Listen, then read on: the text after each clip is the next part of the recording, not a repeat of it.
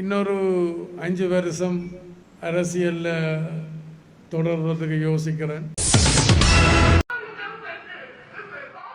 யாழ்ப்பாணத்தில் உள்ள தனியார் மண்டபம் ஒன்றில் யாழ் பல்கலைக்கழக ஊழியர் சங்கத்தின் தலைவர் ப. கேசவதாசன் தலைமையில் பொதுக்கூட்டம் நடைபெற்றது. இந்த கூட்டத்தில் கடற்றொழில் அமைச்சர் டக்ளஸ் தேவானந்தா, யாழ் பல்கலைக்கழகத்தின் துணைவேந்தர் பேராசிரியர் சி. ஸ்ரீ சட்குணராஜா, பல்கலைக்கழக ஊழியர்கள், பல்கலைக்கழக பாதுகாப்பு உத்தியோகத்தர்கள் உள்ளிட்ட பலர் கலந்து கொண்டனர்.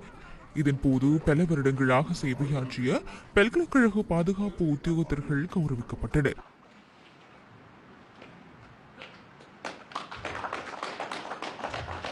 எனக்கு நம்பிக்கை இருக்கின்றது, அனுபவம் இருக்கின்றது. எங்களுடைய பிரச்சனைகளை எவ்வாறு அணுகுவது, எவ்வாறு முன்னெடுப்பது, எவ்வாறு தீர்ப்பது என்பது. அப்போ எனக்கு கணிசமான வாக்குகளையும் கணிசமான ஆசனங்களையும் தந்தால், நான் 10-15 ஆசனங்கள் என்றெல்லாம் எதிர்பார்க்கவில்லை, 4-5 ஆசனங்களை தான் நான் எதிர்பார்க்கிறேன்.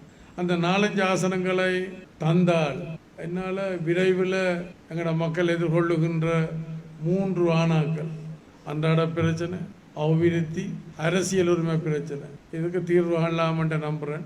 இன்னொரு 5 வருஷம் அரசியலில் தொடர்றதுக்கு யோசிக்கிறேன். அப்போ அந்த 5 வருஷத்துக்குள்ள எங்களோட மக்கள் எதிர்கொள்ளுகின்ற இந்த பிரச்சனைகளுக்கு தீர்வு காண வேண்டும். இதுபோன்ற பல செய்திகளை தெரிந்து கொள்ள நமது யூடியூப் சேனலை சப்ஸ்கிரைப் செய்து அருகில் உள்ள பெல் பட்டனை கிளிக் செய்யுங்கள்.